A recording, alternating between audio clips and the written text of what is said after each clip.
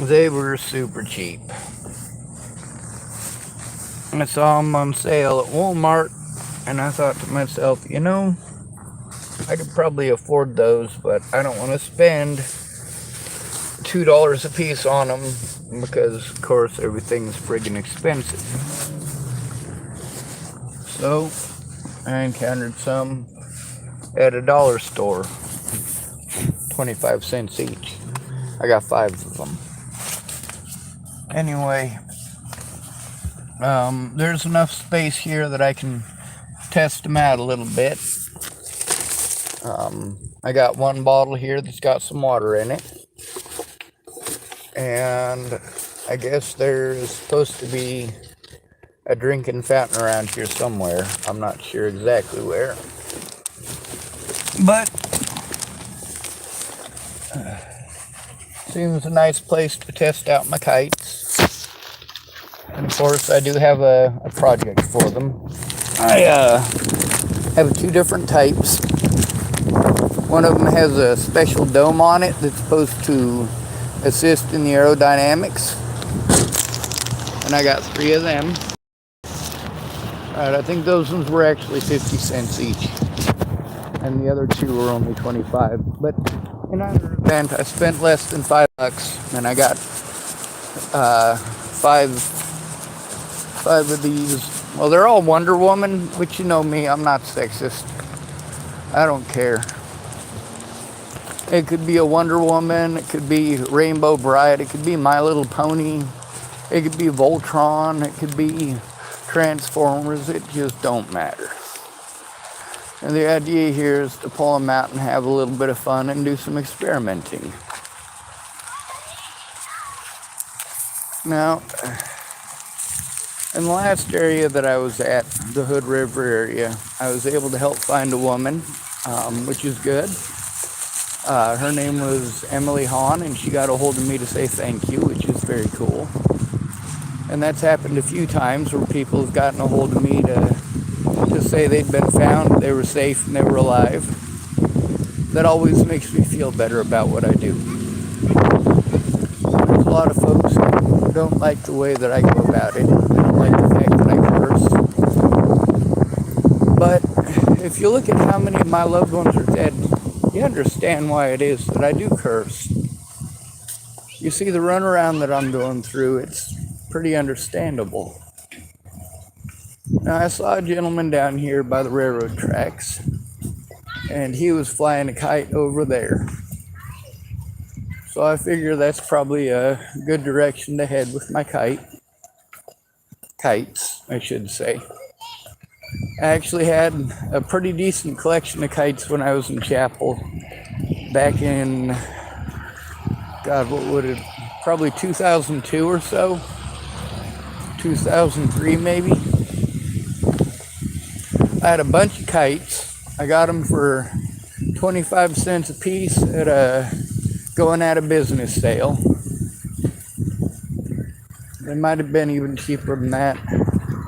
I want to say I spent like $5 and got something like 25 kites. So it was a bunch of kites. Anyway, I was able to use them and basically use a plastic bottle as an anchor point and make something that rose pretty easily and did some pretty cool stuff. So after I put these kites together, I can probably test out some of the dynamics and hopefully I'll be able to make a mast, pardon me folks.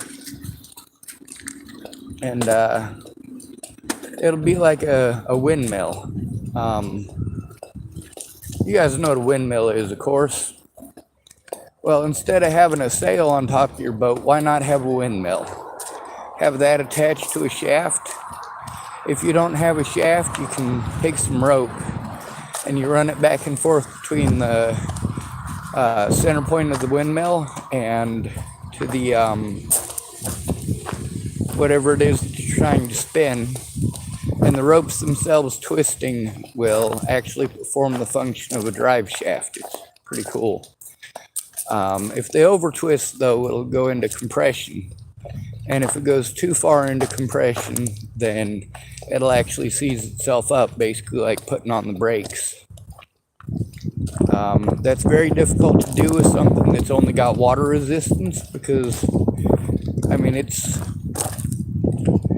not enough resistance to snap most of the lines that you'd be wanting to do on something like that. Now, using just one line doesn't work. It's not as effective.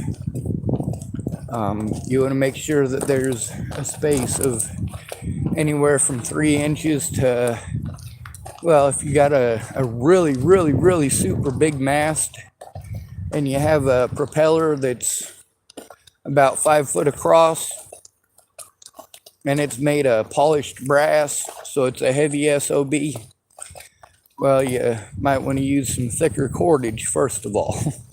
But you also need to make sure that it's a little bit wider. You want to make sure that the space in between the cordage is about 1 foot. At least more than 9 inches. And on something like that, you're going to want to use steel braided cable. Whereas something no bigger than what I'm wanting to make, which, let me show you, I'm back at one of these camps here. Something that I would want to make to go out and just do my testing on would be small enough you could fit it in there. I'm taller than that building right here, or whatever you want to call it. I'm taller than this building. When I lay down, I'm probably only about 2 foot short of being as tall as the length of this thing. I figure 7 or 8 foot probably be about the maximum I'd want to use just for testing, because that's small enough I can get in it and work on it myself and test it out myself. It's also small enough that I can put in radio control stuff if I ever have the ability, or possibly run it from shore via some cordage.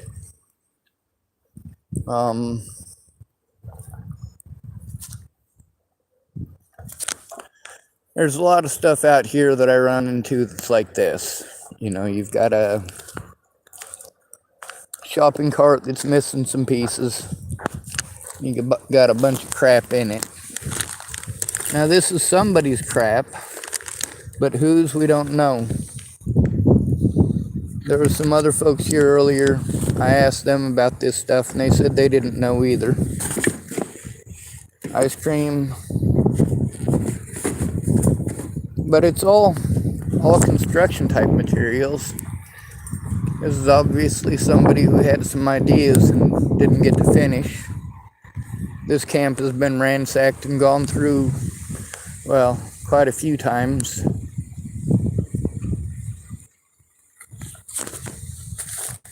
Anything that's worth any money has already been taken out of here. Basically, it's just the clothes and the garbage left. And of course, broken stuff like this pressure cooker here. And then got shoes with all the shoelaces taken out. We got stuff that's been waterlogged. It looks like some of it for at least a few months. Some of this stuff looks pretty recent, like within the last few weeks it's been brought in, but it might be stuff that just blew in as well, or maybe somebody who came back here with their own camp set up. There's a lot of really cool stuff here. I mean, it's all things that, let me pull some of this out of here and show you. Wow, that is a lot of, that's horse shit right there.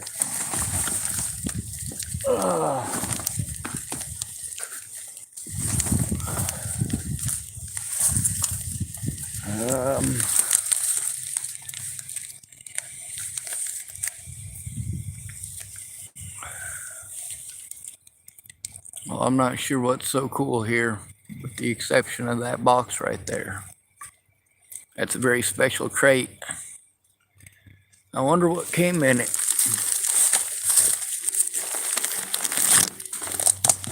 that'll make itself a pretty decent home. Just that box itself. If we could find out what comes in those boxes, it'd be pretty easy to try to find a place to take folks. You know, they got them pallet houses.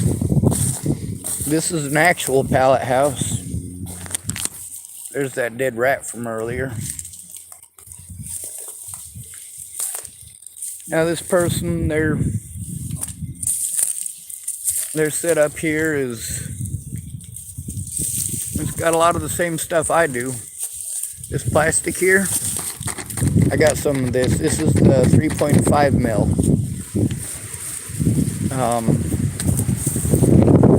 But yeah, with the stuff just in this person's camp, I could make a pretty decent boat. I could also make a pretty decent glider. And were it not for the lack of an engine and a propeller, I might even be able to make a pretty decent ultralight aircraft. Anyway, like I was saying earlier,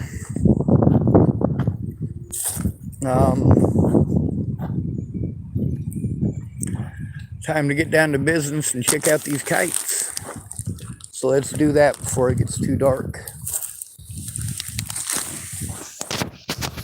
Try to set this up so that we can actually see what we're doing.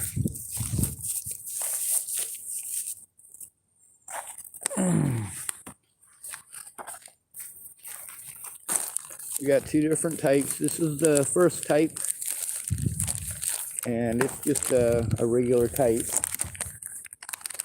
Both of them have the same wingspan, 42 inches, I believe. Yep, 42 inches. There's somebody who's going to yell at me and say, oh, those are going to be worth money someday. Yeah, well, that might be true, but by the time we get to that someday, I will be dead. And even if this stuff still exists, it'll be in a landfill somewhere because it'll have gotten destroyed somehow in my travels. Or some asshole officer will fucking press a bullshit charge on me for a easy rating. And I'll get it all taken away and confiscated and thrown in the garbage anyway. So, might as well use them for their intended purpose. Alright, this is the kite itself. It's not very wide.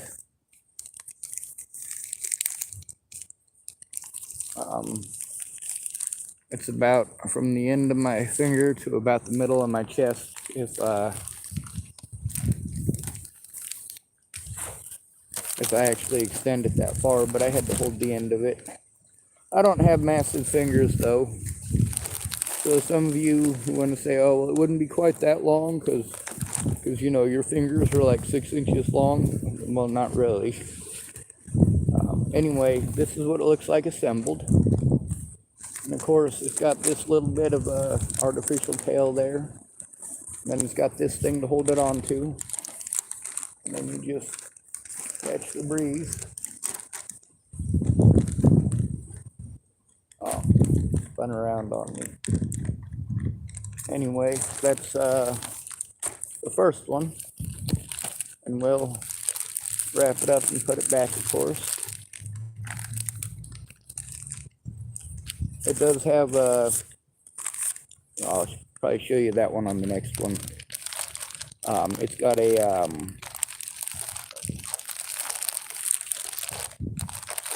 special type of line, and I actually grabbed these because I thought it was a really good idea, and I have a special use for the thing that holds the line, or what would you guys call it? The string, the kite string.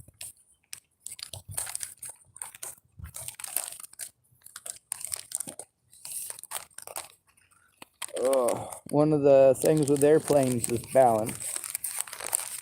And one thing is about being able to land on rough terrain is that the bigger your tire is, the easier it is for you to roll over the top of rough terrain. The smaller your tire is, the more likely it is that rough terrain is going to stop you. So it's pretty important to have a bigger tire. But then when you have a bigger tire, you got a lot of stuff that you got to work with. Well, now we have these new inventions, something that I came up with. I came up with a lot of ideas that other people later on came up with. And I thought, if somebody would have just listened to me. And one of those ideas is the rimless tire, or the spokeless tire. Now, I came up with the idea, of course, but I didn't make it. And that's one of the things with all of my inventions that has been an issue, is having a place to do it. Now, with these kites, this is not the same type of kites that I had before. The kites that I had before were pretty special. All right, now this right here,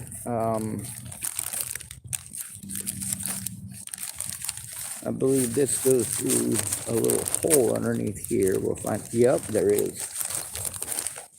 All right. Now this is supposed to be the upgraded version of that kite. It's got a little piece of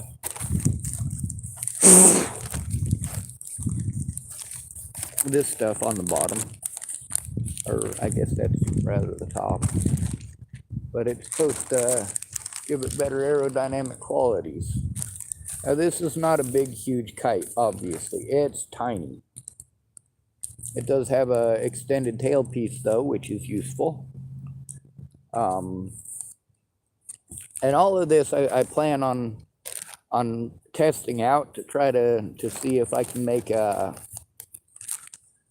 of course, it'll be held by the edge there, but if I could make these into basically like sails for something small, and it wouldn't have to get me going fast. I mean, if I went 1 or 2 knots, I'd be ecstatic. This right here isn't going to do a whole heck of a lot. There's not a lot of weight to it. There's not a lot of strength or structural stability to it. Basically, it's just cool because it exists and because it'll allow me to test for cheap. I don't know how many of y'all have ever looked into how much different places spend on testing, but it gets pretty extensive.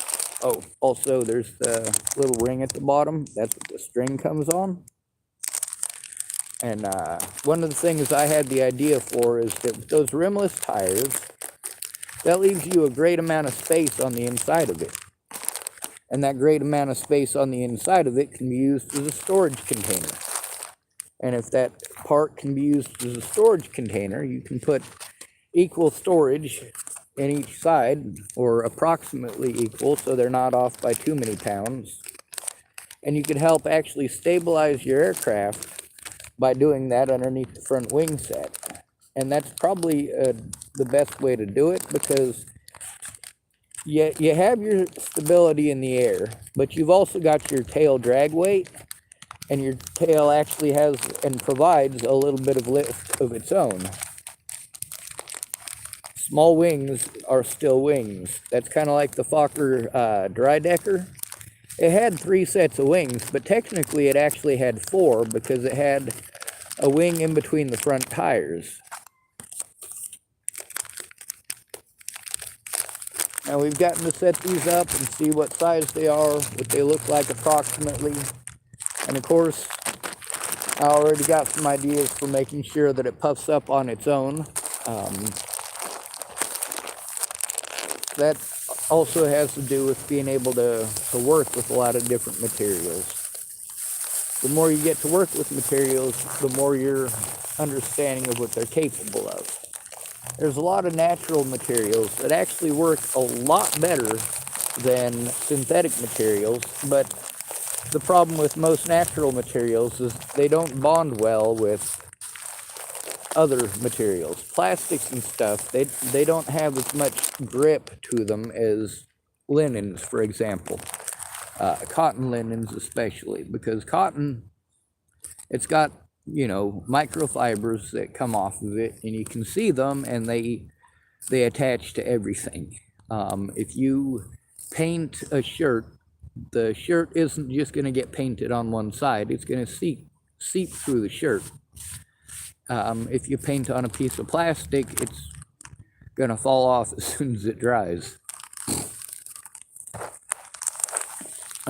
We know that there are different types of glues that will bond extremely well with plastic, but those glues, they generally bond surface-wise with a lot of other materials, and then what ends up happening is that you've got a strong glue bond and it pulls a piece off, or it pulls off just the top layer. With wood, it's a very thin top layer of cells, just like with our skin, just like with anything else.